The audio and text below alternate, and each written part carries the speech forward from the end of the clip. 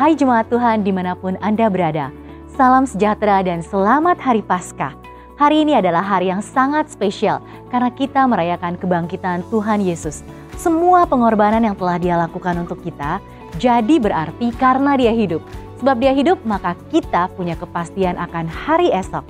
Karenanya, ayo kita bagikan link Galilee Online Service hari ini ke semua orang yang kita kenal.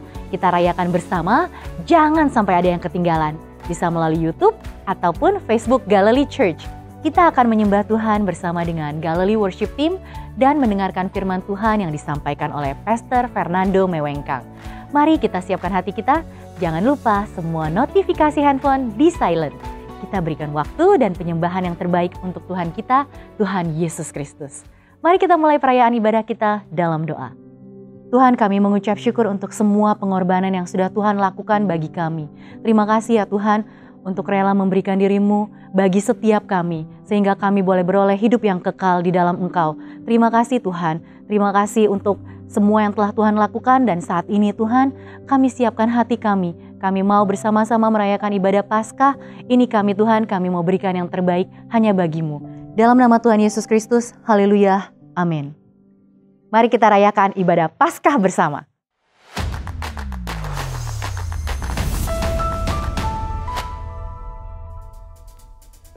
Shalom.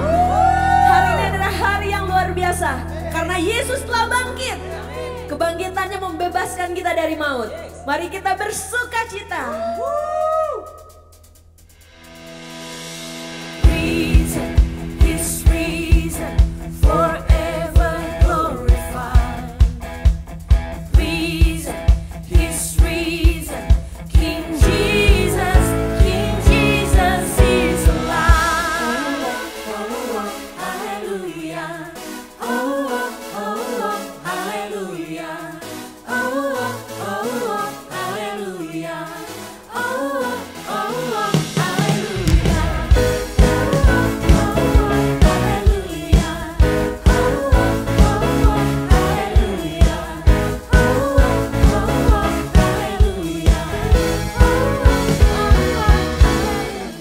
Bless, where are you now?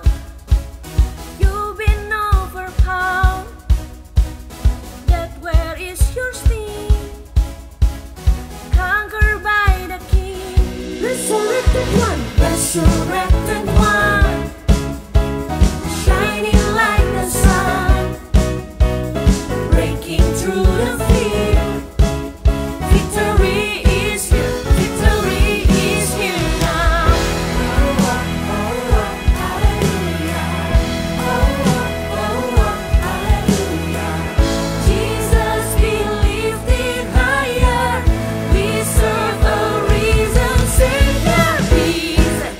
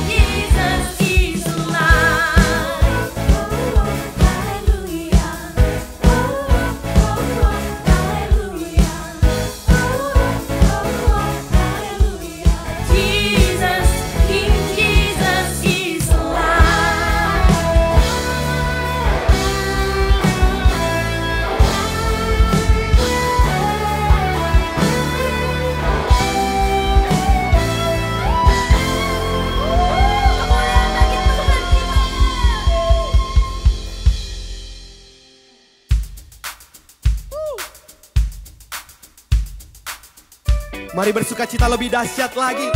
Karena di dalam nama Yesus ada kemenangan.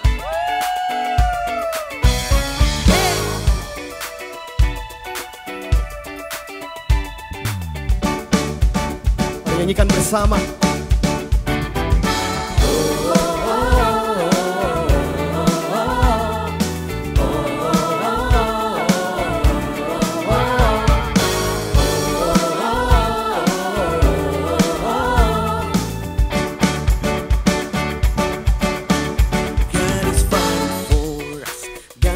On our side, He has overcome, yes, He has overcome.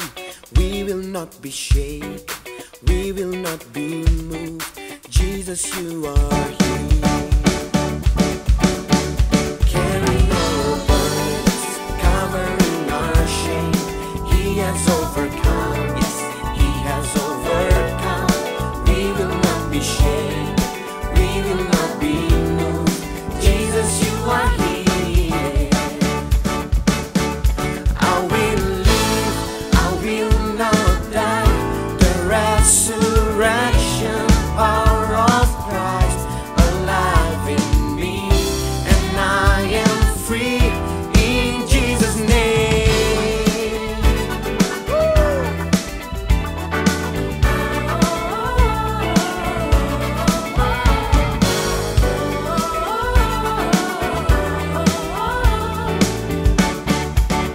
Come on, sing it up. Carrying our burdens, covering our shame. He has overcome, yes, He has overcome. We will not be shaken, we will not be moved. Jesus, you are here. Say, I will live. I will live, I will not die.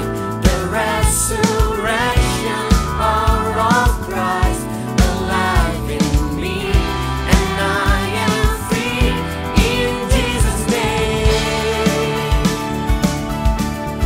I will live, I will not die. I will declare and leave you high. Christ revealed, and I am here in Jesus' name.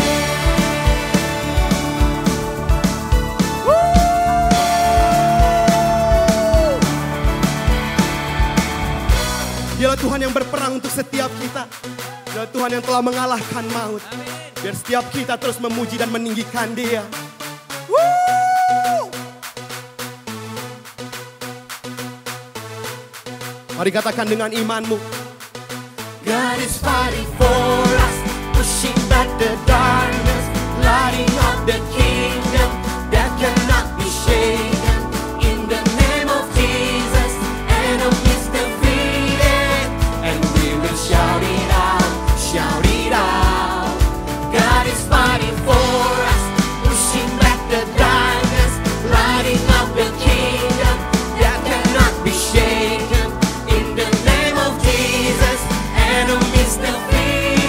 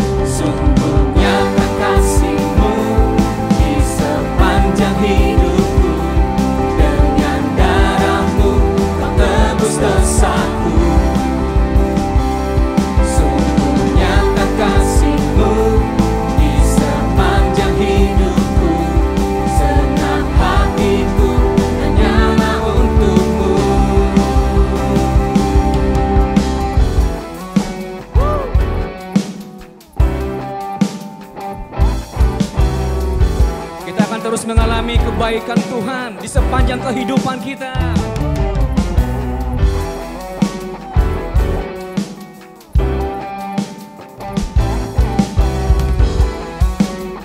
Mari sama-sama katakan, sungguh nyata, Sungguh nyata kasih-Mu di sepanjang hidupku. Dengan darah-Mu Kau tebus dosaku. Sungguh nyata kasih-Mu di sepanjang hidupku. Senang hatiku hanyalah untuk-Mu. Sungguh nyata kasih-Mu di sepanjang hidupku. Dengan darah-Mu Kau tebus dosaku. Sungguh nyata kasih-Mu di sepanjang hidup.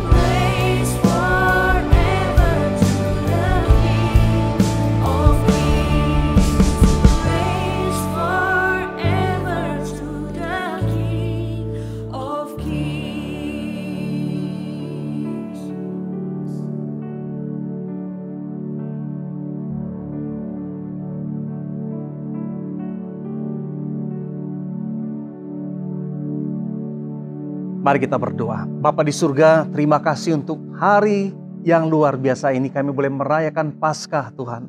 Terima kasih untuk kebangkitan-Mu dan kemenangan-Mu Tuhan. Yang sudah Engkau berikan kepada kami menjadi milik kami. Milik gereja-Mu, milik anak-anak-Mu. Dan pada hari ini Tuhan, kami ingin mendengarkan firman-Mu. Tolong kami untuk mengerti. Tolong kami menerima setiap rahasia firman-Mu. Dan boleh mengambil setiap berkat yang tersedia Tuhan. Terima kasih Bapa di surga, kami bersyukur dan berdoa dalam nama Tuhan Yesus Kristus. Amin. Halo saudara, selamat Paskah untuk Anda. Luar biasa, semoga Paskah ini memberikan pengharapan baru bagi Anda, bagi keluargamu, bagi masa depanmu. Anda mungkin ingat pada Jumat yang kemarin, pada waktu merayakan Jumat Agung, kita sudah membahas mengenai 3 keuntungan dan berkat dari kematian Kristus. Hari Paskah ini juga kita memiliki berkat di dalamnya. Tahukah Anda bahwa alasan orang Kristen beribadah pada hari Minggu?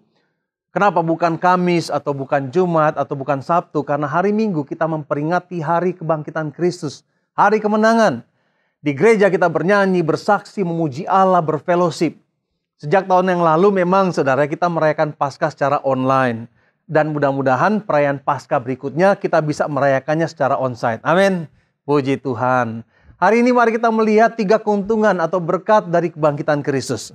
Berkat yang kita miliki karena kebangkitan Kristus, yaitu karena kebangkitannya memberikan tujuan hidup yang hebat atas diri kita.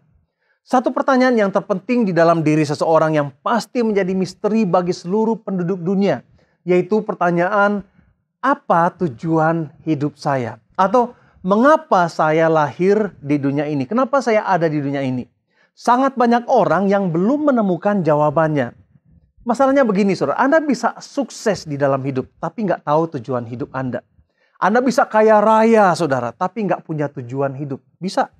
Anda bisa menjadi seorang yang terkenal, selebriti, seseorang yang sangat produktif, sangat jenius, tapi nggak tahu purpose-nya. Bisa terjadi saudara. Nah, pertanyaan ini pasti ada dalam pikiran setiap orang. Saya yakin kalau ditanya gitu ya, apa tujuan hidupmu? Hampir semua orang akan berusaha menghindar pertama-tama. Karena banyak yang belum tahu jawabannya. Kalaupun bisa menjawab, biasanya jawabannya adalah salah satu dari 4 jenis jawaban ini. Mari kita lihat. Pertama, yaitu jawaban spekulatif. Mereka akan menjawab dengan cara menebak-nebak. Mereka ngomong sesuatu yang terpikir saat itu. Hanya menebak tujuan hidup. Bisa terjadi, saudara. Kedua, yaitu jawaban imajinatif.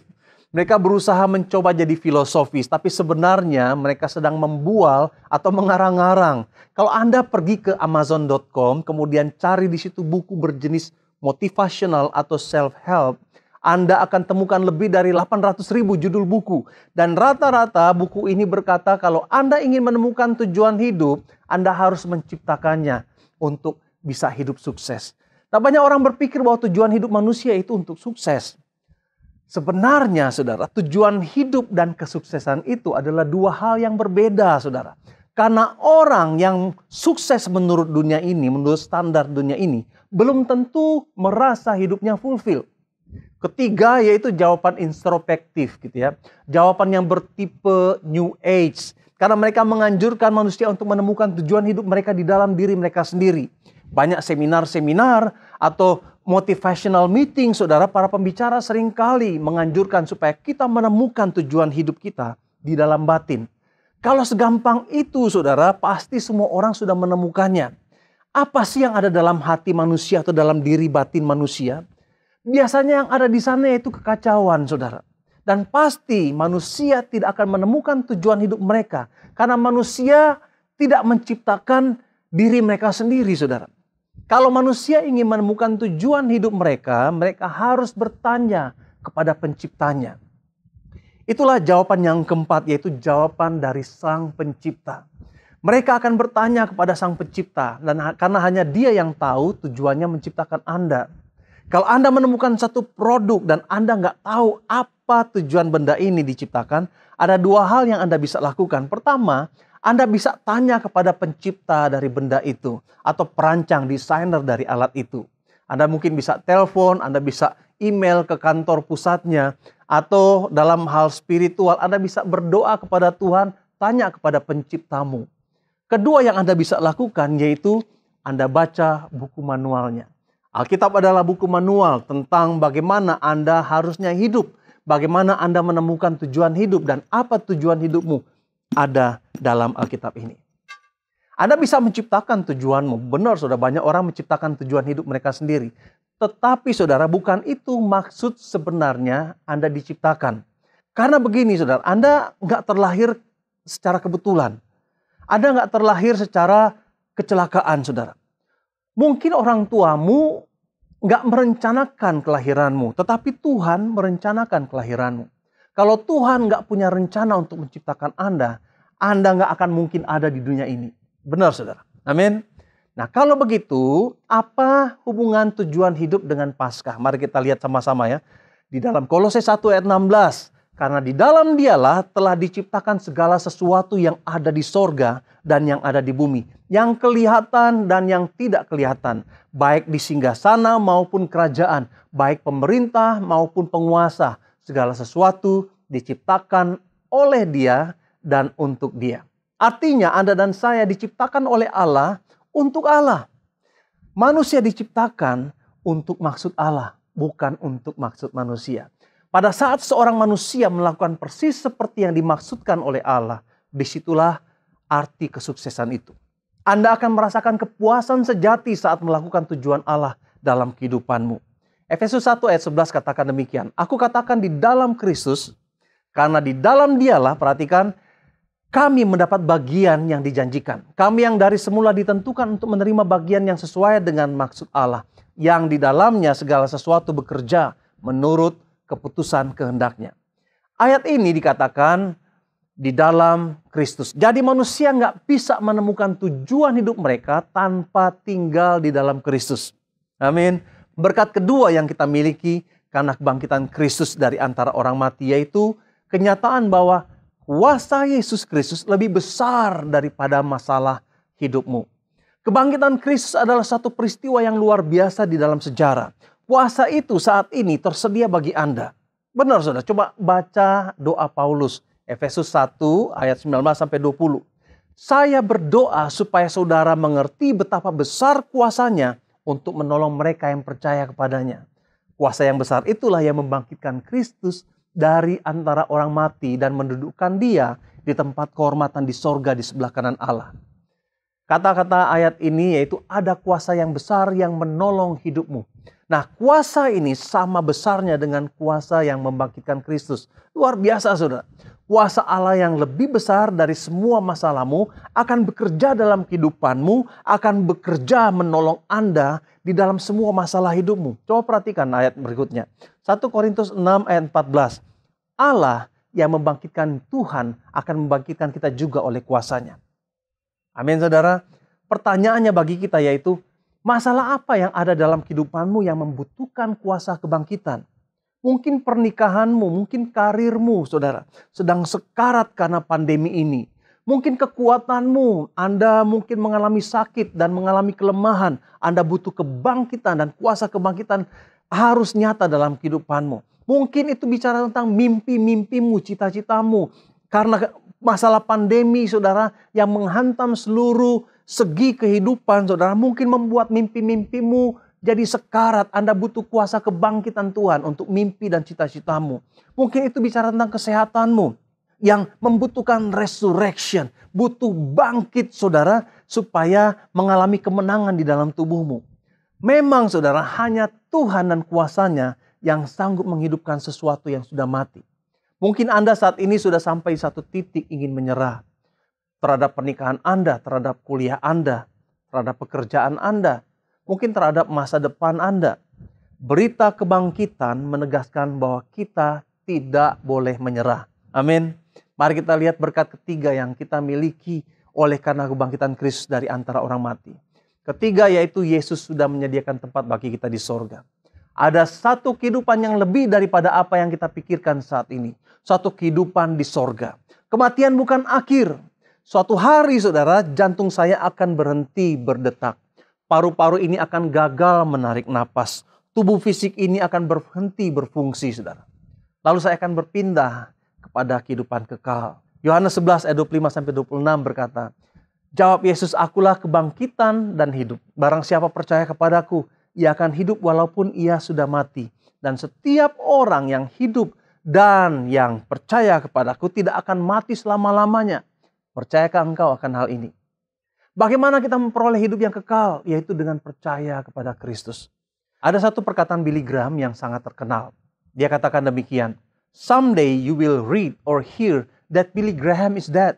Don't you believe a word of it? I shall be more alive than I am now. I will just change my address. I will have gone into the presence of God." Yesuslah sumber segala pengharapan kita, saudara. Pengharapan yang sejati hanya bisa Anda temukan di dalam Allah. Kalau Anda menaruh pengharapanmu pada pekerjaanmu, satu saat dia akan mengecewakanmu.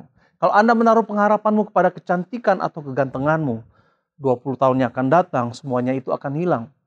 Kalau Anda menaruh pengharapanmu pada rekeningmu yang ada di bank, satu saat Anda akan kehilangan semuanya itu.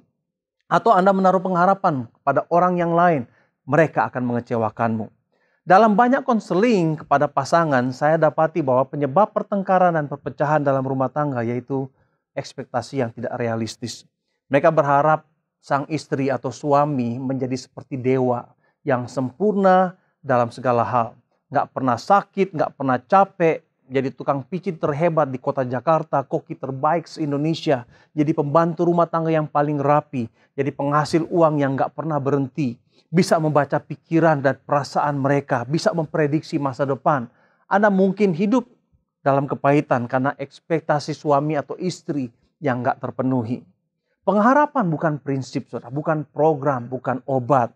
Pengharapan itu adalah satu pribadi. Anda harus mengenal Yesus Kristus karena dialah pengharapan kita. 1 Petrus 1 ayat 3-6 berkata, "Terpujilah Allah dan Bapa kita, Yesus Kristus, yang karena rahmatnya yang besar telah melahirkan kita kembali oleh kebangkitan Yesus dari antara orang mati kepada suatu kehidupan pengharapan untuk menerima satu bagian yang tidak dapat binasa, yang tidak dapat cemar dan yang tidak dapat layu, yang tersimpan di sorga bagi kamu. Yaitu kamu yang dipelihara dalam kekuatan Allah karena imanmu sementara kamu menantikan keselamatan yang telah tersedia untuk dinyatakan pada zaman akhir. Bergembiralah akan hal itu sekalipun sekarang ini kamu harus seketika berduka cita oleh berbagai-bagai pencobaan." Kita memiliki pengharapan karena kita tahu bahwa perjalanan kita dengan Tuhan masih terus berlanjut. Allah menjaga keselamatan yang diberikan kepadamu. Anda juga akan dijaga dan Anda tidak akan pernah kehilangan keselamatanmu. Tugas sang juru selamat yaitu untuk menjaga Anda tetap selamat. Itu pengharapan kita, saudara. Selama penantian ini kita berhadapan dengan berbagai masalah dan tantangan yang berat, yang kejam, yang seringkali memaksa kita untuk menyerah dan kehilangan pengharapan. Di masa-masa pandemi seperti sekarang ini pun kita mengalami tantangan yang luar biasa. Semua orang dari yang miskin sampai yang kaya, semua mengalami dampak yang luar biasa. Dan agar Anda bisa penuh pengharapan di tengah-tengah kepedihan, Anda harus fokus kepada Dia. Anda harus mengubah sudut pandang Anda untuk melihat dari sudut pandang kekekalan. 2 Korintus 4 ayat 18. "Jadi kami tidak memperhatikan apa yang kami lihat sekarang, yaitu segala kesulitan di sekeliling kami. Tetapi kami mengharapkan kesukaan di sorga yang belum kami lihat. Kesulitan-kesulitan akan segera berlalu, tetapi kesukaannya akan datang kekal untuk selama-lamanya." Bukan memikirkan masa-masa bahagia di bumi, tapi waktu-waktu kudus yang Anda dan saya akan lewatkan di sorga. Satu saat semua tangismu akan berakhir. Wahyu 21 ayat 4 katakan, "Dan ia akan menghapus segala air mata dari mata mereka dan maut tidak akan ada lagi. Tidak akan ada lagi perkabungan atau ratap tangis atau duka cita. Sebab segala sesuatu yang lama itu telah berlalu." Seperti apa surga itu? Alkitab menggambarkan surga itu sebagai suatu tempat yang tidak bisa dijelaskan oleh manusia. Keindahannya terlampau indah sehingga Yohanes sulit menggambarkannya. 2 Korintus 2 ayat 9 katakan, "Tetapi seperti ada tertulis, apa yang tidak pernah dilihat oleh mata, yang tidak pernah didengar oleh telinga, yang tidak pernah timbul dalam hati manusia. Semua yang disediakan Allah untuk mereka yang mengasihi Dia." Karena kebangkitan Kristus kita memiliki keyakinan bahwa Allah memiliki tujuan di dalam hidupmu. Kuasa Allah juga jauh lebih besar dari setiap masalah yang Anda hadapi, apapun masalah itu. Dan ada tempat bagi kita di sorga. Amin, saudara. Bagaimana Anda bisa menerima semuanya itu? Bagaimana Anda bisa menerima semua kasih karunia atau hadiah atau pemberian itu? Roma 10 ayat 9 berkata, sebab jika kamu mengaku dengan mulutmu bahwa Yesus adalah Tuhan dan percaya dalam hatimu bahwa Allah telah membangkitkan dia dari antara orang mati, maka kamu akan diselamatkan. Saudara, saya mau berdoa bagi Anda. Mari kita berdoa. Tuhan, karena kebangkitan-Mu, kami memiliki keyakinan bahwa Allah memiliki tujuan dalam kehidupan kami. Kuasa-Mu jauh lebih besar daripada masalah-masalah yang kami alami, Tuhan. Dan kami percaya Tuhan ada tempat yang Tuhan sediakan di sorga. Dan pada saat ini Tuhan kami datang kepadamu Tuhan. Kami minta supaya kami memperoleh pengharapan yang baru dalam kehidupan kami. Dan aku berdoa Tuhan pada saat ini supaya setiap manusia boleh diselamatkan Tuhan. Mampukan kami boleh menjangkau banyak tempat untuk boleh memberitakan kabar baik ini. Dan aku berdoa pada saat ini buat saudara-saudara kami yang saat ini ada di dalam channel ini. Tuhan, biar hati mereka terbuka bagi Engkau. Biar mereka boleh menyerahkan hidup mereka untuk percaya kepadamu. Saudara, dimanapun Anda berada saat ini, kalau Anda mendengarkan firman Tuhan dan Tuhan berbicara di dalam hati Anda, Roh Kudus berbicara dalam hati Anda ingin mengenal Tuhan. Anda ingin percaya kepada Dia. Anda ingin mengalami Kristus di dalam kehidupanmu. Anda harus datang kepada Dia. Seperti tadi firman Tuhan katakan. Sebab jika kamu mengaku dengan mulutmu bahwa Yesus adalah Tuhan dan percaya dalam hatimu bahwa Allah telah membangkitkan Dia dari antara orang mati, maka kamu akan diselamatkan. Kalau saat ini Anda mau percaya kepada Tuhan dan diselamatkan, mari ikuti doa saya dan katakan dengan bersuara melalui mulutmu. Bapa di surga, aku menerima Engkau sebagai Tuhan dan Juru Selamatmu. Aku percaya kepada Engkau dan karya keselamatanmu. Bahwa Engkau mati di atas kayu salib. Bahwa Engkau bangkit bagi pengampunan dosa-dosaku. Dan aku menyerahkan hidupku kepada Engkau. Terima kasih Tuhan, terima aku sebagai anak-Mu. Di dalam nama Tuhan Yesus Kristus. Amin. Amin. Kalau Anda mengucapkan doa ini dengan sungguh-sungguh, saya percaya bahwa Anda sudah diselamatkan. Yesus sudah mengambil dosamu, menanggungnya di atas kayu salib. Dan Anda menjadi anak-anaknya. Tetap saudara, jaga hubunganmu dengan Tuhan. Hadir dalam setiap ibadah. Dan baca firman Tuhan, berdoa kepadanya. Sehingga rohmu terus bertumbuh. Amin. Jadi tanggal 12 April 2011 saya operasi jantung di Harapan Kita dengan 5 sambungan. Saya bilang, Tuhan ampuni saya punya janji dengan Tuhan.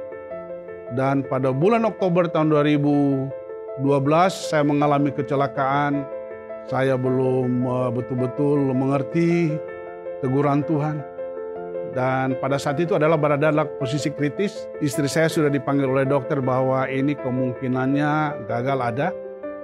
Secara manusia harapannya sangat kecil karena operasi itu perlu dalam kondisi yang sehat. Satu kata yang saya lakukan sebelum saya dibius. Tuhan, biarlah kehendak-Mu yang jadi. Setelah saya sadar, kalimat pertama yang saya sampaikan, terima kasih Tuhan Yesus, ampuni saya, detik ini juga saya akan melaksanakan seluruh nasar saya untuk melayani Tuhan secara full time. Dan mulai itu komitmen saya kembali kepada Tuhan, tidak ada lagi saya mau pikirkan apa-apa selain untuk melayani Tuhan. Jadi kasih Tuhan yang tidak terukur itu benar-benar ada di mana-mana.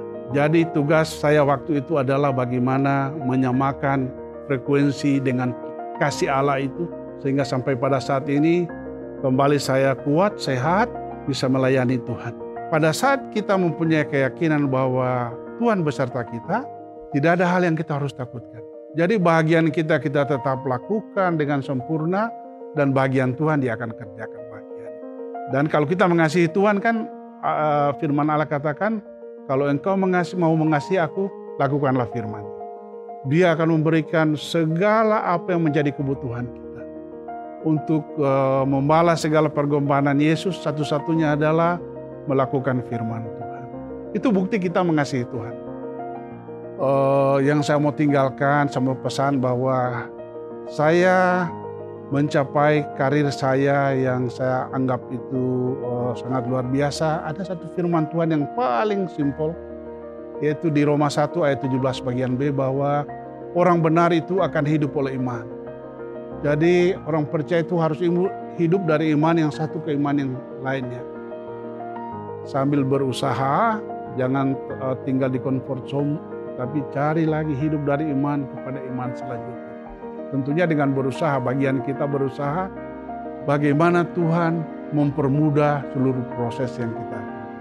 Jadi berkat itu sebenarnya definisinya itu, bahwa Tuhan menolong, mempermudah segala apa yang kita inginkan. Dan saya alami itu.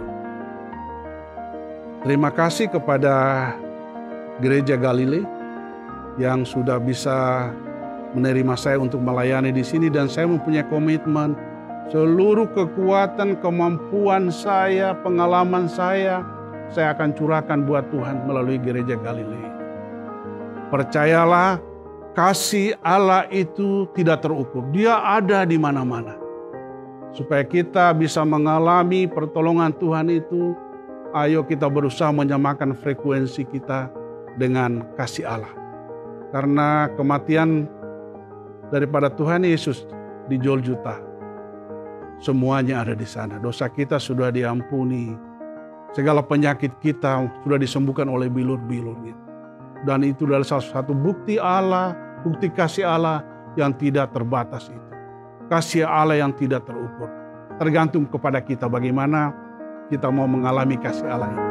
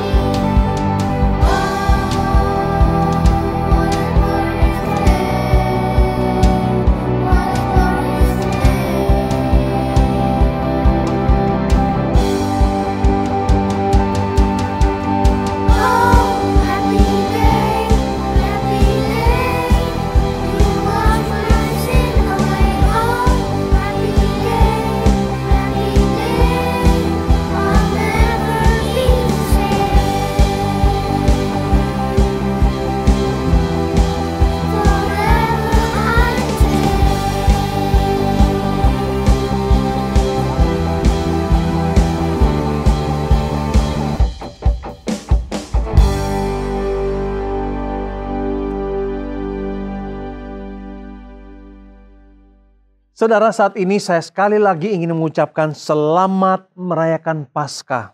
Saya berdoa semoga benar-benar kemenangan Paskah dirayakan secara sempurna di dalam kehidupanmu dan dalam kehidupan keluargamu. Dan saat ini saudara, mari siapkan hati kita akan tutup ibadah kita dengan doa berkat. Jemaat yang terkasih, pergilah, jadilah terang dan garam di tempatmu berada. Jadilah pelaku firman, jadilah tangan Tuhan bagi dunia ini untuk menjamah dan menyembuhkan yang lemah, menjadi mulut Tuhan bagi setiap orang yang kau temui, untuk memberikan kekuatan dan pengharapan dan iman pada Kristus. Beritakanlah bahwa Tuhan Yesus sudah bangkit.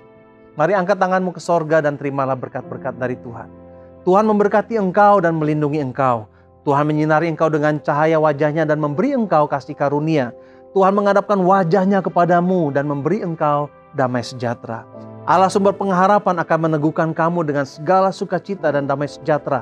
Dan di dalam imanmu, oleh kekuatan Roh Kudus, kamu berlimpah-limpah di dalam pengharapan. Kasih karunia Tuhan Yesus Kristus dan kasih Allah dan persekutuan Roh Kudus menyertai kamu sekalian. Amin. May God bless you, Galileans. Selamat Paskah. Terima kasih untuk Anda yang sudah bergabung di online service hari ini. Doa kami firman Tuhan yang Anda dengar hari ini benar-benar memberi kekuatan dan pengharapan baru di hati Anda. So, silakan bergabung di ibadah ini melalui channel YouTube maupun Facebook Galilee Church Indonesia. Kami juga memberi kesempatan kepada Anda untuk menyatakan cinta kasih dan ucapan syukur Anda kepada Tuhan melalui persembahan Anda dengan cara scan QR Code yang tertera di layar Anda. Anda bisa memberikannya juga melalui aplikasi-aplikasi yang disediakan seperti Dana, Link Aja, ShopeePay, OVO, dan lainnya. Kami telah melihat bagaimana Tuhan memakai Galilee Church menjadi berkat bagi banyak gereja dan banyak orang. Dan semua itu berkat dukungan dan persembahan yang Anda berikan. Galilee Online Service diadakan 2 kali, yaitu jam 10 melalui YouTube dan Facebook Galilee Church, kemudian jam 5 sore melalui YouTube dan Instagram Galilee Church. Sampai jumpa minggu depan dan Tuhan memberkati.